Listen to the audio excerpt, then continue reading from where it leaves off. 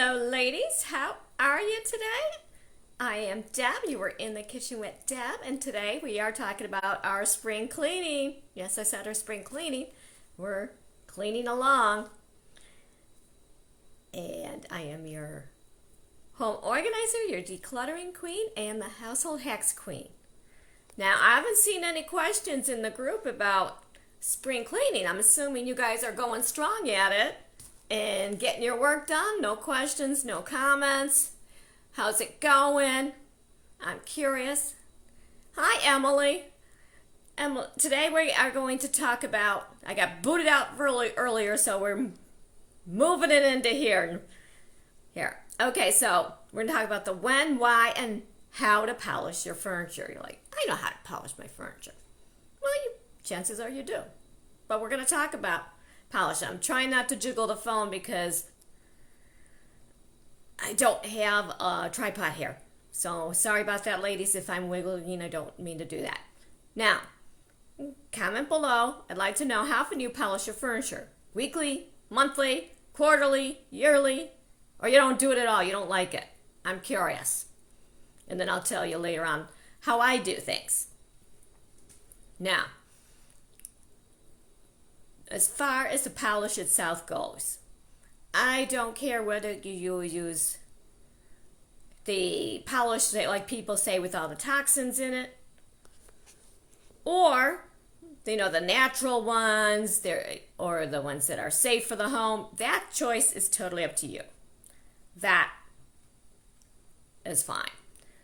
So that is your choice. Now, have you ever seen furniture build up on a coffee table or any kind of furniture? I have. It's not a pretty sight, because you're at that point where it's got to be stripped, stained, and varnished again, and we want to avoid that. Now, I always recommend a light coating of polish. Light. Especially if you're doing it every week. Most of the polishes look glossy, so if your furniture is looking glossy, look at your furniture. Does it look glossy? Does it have any nicks in it? That's how you can kind of tell. Of course, some furniture,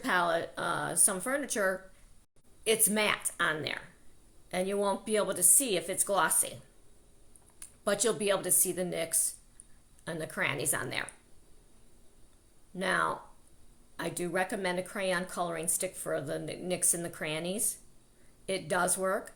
However, do not do it too bold and too thick, because if it's a chair, people sit in that chair, sometimes that comes off. You almost have to really work it in to the, work it into the grain, I guess you'd call it. Yeah, you need to work it into the grain. So I always say be careful on chairs. Tables are fine because you're really not going to notice it. You put the good gloss in with the crayon. Do not overdo it, like I said. Be careful. Wipe off the excess. Let it dry a little, and then give it a good polishing. That's what I always say. Now, I always look at my furniture first before I even think about polishing it, because luckily I don't have little kids around anymore. I went through that stage. That's done with. But if you got kids around all the time with greasy handprint, you're probably going to want to make a light coat of polishing once in a while, or just take the microfiber rag like I have here and run across it and try to get rid of those little pesky little fingerprints on there. And some of you I know have dogs and cats jumping on the tables and they scratch it. Sometimes it's just not even worth it. You know how it looks, and you know your cat's going to do it. It can't be helped. We don't have the perfect Pinterest homes, and we never will. Nobody does. Not if you have pets and kids. Unless you got a full-time nanny watching them every day saying, don't touch, don't do this, don't go near it, don't get this dirty. Real life is not Pinterest perfect. That's another story. We'll go off on that tangent some other time. Right now we're back to cleaning.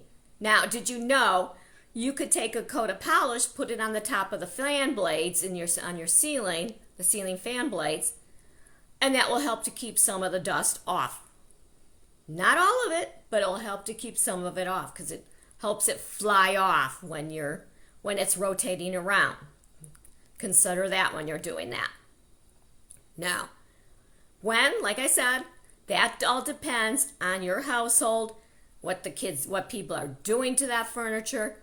If you're ever not sure and you want to give it a polish but you're not sure, test it out in a small area and scrub it.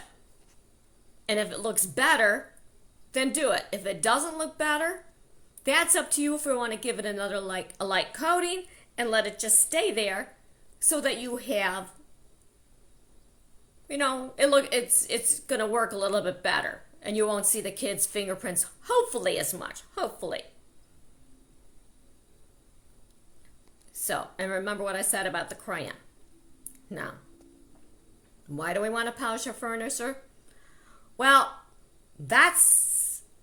I don't know if you've been told this, but between heat, cold, and yes, I'm saying the heat and cold in your house, air conditioning, heating, that all can dry out. Well, the heat dries it out. The air conditioner hopefully takes moisture out of the room, but sometimes there's a lot of excess moisture. You almost need a dehumidifier. And a lot of that affects our furniture, whether we realize it or not. The polish is kind of like, I call it a healing agent. It helps you preserve and protect your furniture so that hopefully the heat from the winter time isn't, or if you live in California all the time, isn't always getting into that furniture like that. Hopefully you can regulate the room and polish it and keep it polished, and the polish will kind of help it stay better. So that is one of the reasons why you should polish it.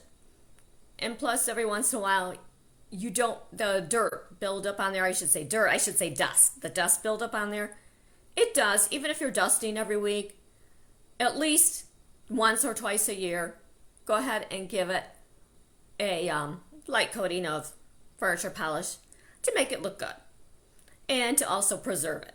That's what I always do. I go by 6 months to a year. I look at how the furniture is doing. I will do a test in the corner, and if it looks like it's going to need it, and if the spot looks a little shinier than the other ones, I will go ahead and do that.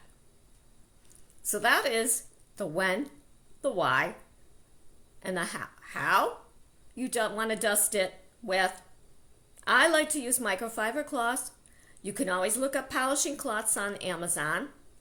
They do have them. I don't have them. I like my microfiber. I do that. They even got polishing wipes. They got polishing sprays, polishing paste, whatever you want to tackle. And you just run it over back and forth. And I would say try to stick to back and forth, but sometimes there's where you got to go in the circles because you got to get out the stubborn fingerprints. That's fine, but try to leave it on an even note at the end, going back and forth either up or down or sideways across after you get out the stubborn fingerprints or marks or whatever's there. Now, don't forget we're on our second week of cleaning now. So, comment when you're done with your chores. Let me know what you're working on. I want to know what you're working on. Any questions about polishing, if I didn't cover it in this video, put them in this video. Let me know. And I'm going to go get back to my polishing. And I will see you ladies in the group. Thank you so much.